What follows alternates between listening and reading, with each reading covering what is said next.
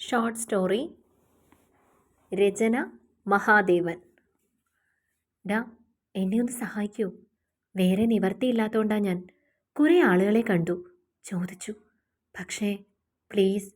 പഴയ കൂട്ടുകാരനരികിൽ തല കുമ്പിട്ട് കെഞ്ചുമ്പോൾ ദേവന്റെ കണ്ണുകൾ നിറഞ്ഞൊഴുകുകയായിരുന്നു. പണ്ട് കൂടെ പഠിച്ച കൂട്ടുകാരൻ്റെ മുന്നിൽ നിൽക്കുമ്പോൾ മനസ്സിലൊരു ധൈര്യം കൈവന്നതുപോലെ. പണത്തിനും പ്രതാപത്തിനും ഒട്ടും കുറവില്ലാത്തവൻ, പണ്ട് സ്കൂളിൽ പഠിക്കുന്ന കാലത്ത് പിന്നിലെ ബെഞ്ചിൽ ആനമുട്ട പേപ്പറിൽ വാങ്ങുന്നവൻ, ഇന്ന് ക്ലാസ് ഒന്നടങ്കം കളിയാക്കി ചിരിച്ചവൻ. നിനക്കൊക്കെ കിളയ്ക്കാൻ പൊക്കൂടെ എന്ന് ടീച്ചേഴ്സ് പുച്ഛത്തോട് ചോദിക്കുന്നത് കേട്ട് പഠിപ്പ് നിർത്തിയവൻ ഇന്നിപ്പോൾ വലിയ നിലയിൽ നിൽക്കുന്നത് കാണുമ്പോൾ മനസ്സിൽ സന്തോഷമായിരുന്നു. ക്ലാസ്സിൽ പഠിക്കാൻ മിടുക്കനായിരുന്ന തൻ്റെ അവസ്ഥ കൂടി ഓർക്കുമ്പോൾ ചിലപ്പോൾ തന്നോട് തന്നെ പുച്ഛം തോന്നാറുണ്ട് ദേവന്. ഹരി, ദേവൻ വീണ്ടും പ്രതീക്ഷയോട് വിളിക്കുമ്പോൾ ഒട്ടും താല്പര്യമില്ലാതെയായിരുന്നു ഹരി സംസാരിച്ചത്. ഹരി, സത്യം പറയാലോ, ഇപ്പോൾ ഇവിടെ എടുത്തു തരാൻ കാശൊന്നും ഇരിപ്പില്ല. അതുകൊണ്ട് നീ 2 ദിവസം കഴിഞ്ഞു വാ, ഉള്ളത് ഞാൻ എടുത്തു വെക്കാം എന്ന് കരുതി അതും പ്രതീക്ഷിച്ച് നിൽക്കണ്ട. ഹരിയുടെ വാക്കുകൾ കേട്ടപ്പോൾ നെഞ്ചിലൊരു പിടപ്പായിരുന്നു. അവസാന കച്ചിത്തുരുമ്പായിരുന്നു അതും. ഡാ, അമ്മയ്ക്ക് തീരെ വയ്യടാ. പെട്ടെന്ന് കുറേ കാശ് വേണമെന്ന് ഹോസ്പിറ്റലിൽ പറഞ്ഞപ്പോൾ മുന്നിൽ വേറെ വഴിയില്ലടാ. പഴയ കൂട്ടുകാരനാണെന്ന് കരുതണ്ട, കടമായിട്ട് മതി. വീട് വിറ്റാണേലും ഞാൻ ഉടനെ തിരിച്ചു വന്നോളാം, പ്ലീസ്. ഹരിക്ക് മുന്നിൽ തൊഴുകൈയോടെയാണ് ദേവൻ നിന്നത്. പക്ഷേ പ്രതീക്ഷയ്ക്ക് പോലും വകയില്ലാത്തതുപോലെ ഹരി നിഷേധത്തിൽ തലയാട്ടി. കാറിൽ കയറി പോകുമ്പോൾ നിന്ന നിൽപ്പിൽ തന്നെ മരിച്ചെങ്കിലെന്ന് തോന്നിപ്പോയി ദേവന്. സ്വന്തമെന്ന് പറയാൻ ആകെയുള്ളത് അമ്മയാണ്. ആ അമ്മ കൂടി പോയാൽ. അന്ന് തിരികെ ഹോസ്പിറ്റലിൽ എത്തുന്ന മകൻ്റെ ഇല്ലായ്മയുടെ കണ്ണുനീർ കാണാൻ നിൽക്കാതെ ആ അമ്മ പോയി. ഒറ്റയ്ക്കായ ദിവസങ്ങൾ, അമ്മയുടെ ഓർമ്മകളുമായി തള്ളി നീക്കിയ രാത്രികൾ, എല്ലാം ഉൾക്കൊള്ളാൻ മനസ്സിനെ പ്രാപ്തമാക്കി തിരികെ പഠിക്കിറങ്ങുമ്പോൾ അവൻ്റെ കണ്ണുകളിലെ നനവുകൾ ഉണങ്ങി തുടങ്ങിയിരുന്നു. മറവിയില്ലെങ്കിൽ മനുഷ്യൻ എന്ന ഡിപ്രഷൻ കാരണം മരിച്ചുപോയിനെ എന്ന തിരിച്ചറിവുകളായിരുന്നു ആ ദിനങ്ങൾ. ഡാ, അറിഞ്ഞോ, നിന്റെ കൂട്ടുകാരനില്ലേ, ആ പുത്തമ്പണക്കാരൻ? അവൻ്റെ ഭാര്യയുടെ 2 വൃക്കകളും പ്രശ്നമാണത്രേ. ഇപ്പം ആ പെണ്ണിൻ്റെ ബ്ലഡ് ഗ്രൂപ്പിലുള്ള വൃക്ക ഡൊണേറ്റ് ചെയ്യാൻ താല്പര്യമുള്ളവരെ അന്വേഷിച്ച് നടക്കുക അവൻ. നീ പത്രത്തിലെ പരസ്യം കണ്ടില്ലേ? കൂടെ ജോലി ചെയ്യുന്നവൻ പറഞ്ഞപ്പോഴാണ് ദേവൻ അക്കാര്യം അറിയുന്നത്. ഇല്ലടാ, ഞാനൊന്നും അറിഞ്ഞില്ല എന്ന് പറയുമ്പോൾ അല്ലേലും ഇവനൊക്കെ ഇങ്ങനെ വരൂ. കാശിൻ്റെ തിളപ്പല്ലായിരുന്നു അവന്. എന്നിട്ടിപ്പോൾ എന്തായി എന്ന് പ്രാഗായിരുന്നു കൂട്ടുകാരൻ. അതിന് മറുപടി ഒന്നും പറഞ്ഞില്ലെങ്കിലും അങ്ങനെയൊരവസ്ഥ വരുന്ന വീട്ടിലെ മറ്റാളുകളുടെ മാനസികാവസ്ഥ മനസ്സിലാക്കാൻ കഴിയുന്നുണ്ടായിരുന്നു ദേവന്. 2 ചെറിയ കുട്ടികളാണ്. ആ കുട്ടികളുടെ അവസ്ഥ കൂടി ഓർക്കുമ്പോൾ നീ എന്താണ് ആലോചിക്കുന്നേ? അതെന്തേലും ആവട്ടെ, ദൈവം ഓരോന്ന് തീരുമാനിക്കുന്നു, അതല്ലേ നടക്കൂ. കൂട്ടുകാരൻ പറയുന്നത് മൂളി കേൾക്കുമ്പോൾ മനസ്സിൽ എവിടെയോ ഒരു പൊട്ടു നൊമ്പരം നിറഞ്ഞു നിൽപ്പുണ്ടായിരുന്നു ദേവനിൽ.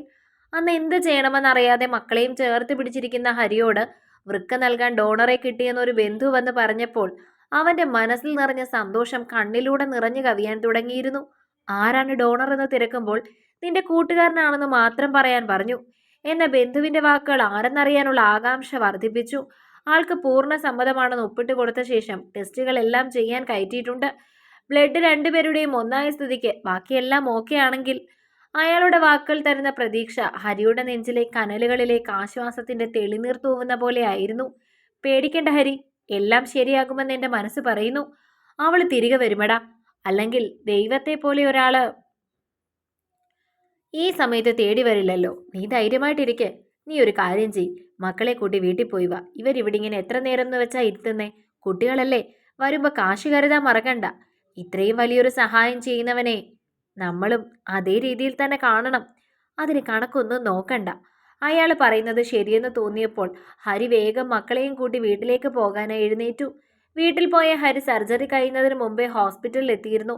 എല്ലാം ഭംഗിയായി എന്ന് ഡോക്ടർ പറയുമ്പോൾ ഹരിയുടെ ഉള്ളിൽ ഉണ്ടായ ആശ്വാസം ചെറുതൊന്നുമായിരുന്നില്ല. ഡോക്ടർ, എനിക്ക് ആ ഡോണറെ ഒന്ന് കാണാൻ പറ്റുമോ? സോറി, ഇപ്പോൾ പറ്റില്ല. ഹരി, അയാളിപ്പോൾ സെഡേഷൻ മയക്കത്തിലാണ്. പിന്നെ അറിയാലോ, അയാളുടെ കാര്യങ്ങളുടെ കൂടി ഉത്തരവാദിത്തം ഇപ്പോൾ നിങ്ങൾക്കാണ്.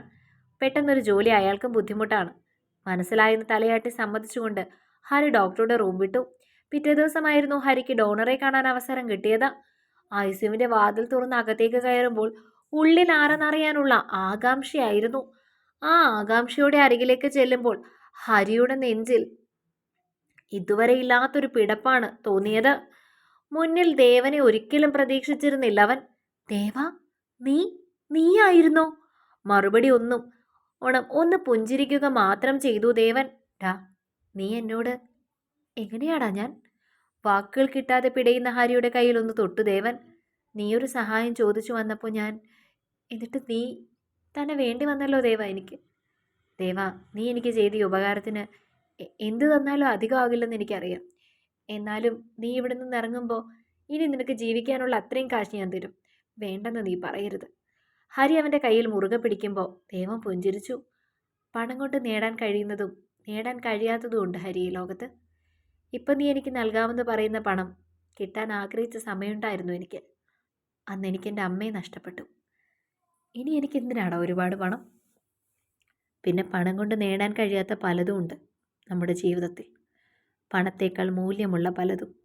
സ്നേഹം, സഹകരണം, ദയ. ഇതൊക്കെ പണത്തിനും അപ്പുറം ആണ്. ഇതൊക്കെ പണത്തിനൊപ്പം നഷ്ടമാകുമ്പോഴാണ് നമ്മളല്ലാതെ മാറുന്നത്. സ്നേഹത്തോടൊന്ന് ചേർത്ത് പിടിക്കാൻ കഴിയില്ലെങ്കിൽ പിന്നെ മനുഷ്യനാണെന്നതിൽ എന്തർത്ഥമാണോ? അവൻ്റെ വാക്കുകൾക്കൊന്നും മറുപടിയില്ലായിരുന്നു ഹരിക്ക്. പണമാണ് വലുതെന്ന് ചിന്തിച്ച ജീവിതത്തിൻ്റെ സ്നേഹിച്ച പ്രാധാന്യം മറന്നുപോയതാണ് ജീവിതത്തിലെ ഏറ്റവും വലിയ തെറ്റെന്ന് മനസ്സിലാക്കാൻ ആ നിമിഷം വരെ കാത്തിരിക്കേണ്ടി വന്നതിലുള്ള ദുഃഖം അവൻ്റെ മുഖത്ത് പ്രകടമായിരുന്നു. സ്വന്തം ജീവൻ്റെ ഒരു ഭാഗം പറിച്ചെടുത്ത് മറ്റൊരാൾക്ക് നൽകാൻ കാണിച്ച മനസ്സിന് മുന്നിൽ താനും തൻ്റെ സമ്പാദ്യവും എത്രയോ ചെറുതാണെന്ന തിരിച്ചറിവായിരുന്നു ആ നിമിഷം മുതൽ ഹരിയെ ഒരു മനുഷ്യനിലേക്ക് മാറ്റി തുടങ്ങിയത്. സ്നേഹിക്കാൻ കൂടി കഴിയുന്ന യഥാർത്ഥ മനുഷ്യൻ. കഥ മഹാദേവൻ.